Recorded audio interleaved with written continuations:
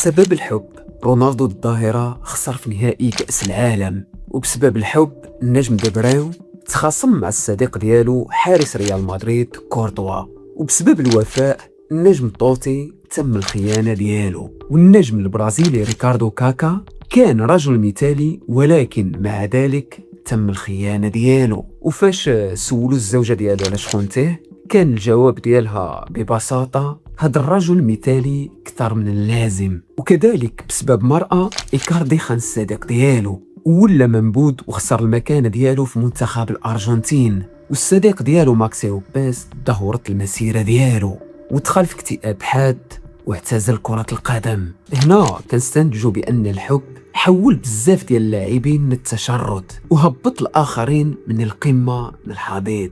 ما نكذبوش بصح خلى شي لاعبين مستقرين في المسيرة ديالهم فحال ميسي ورونالدو ومالديني.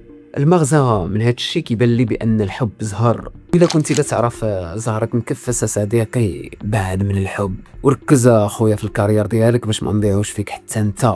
وهنا كنكون وصلنا لنهاية هذا المقطع. كان معكم كالي، تهلاو.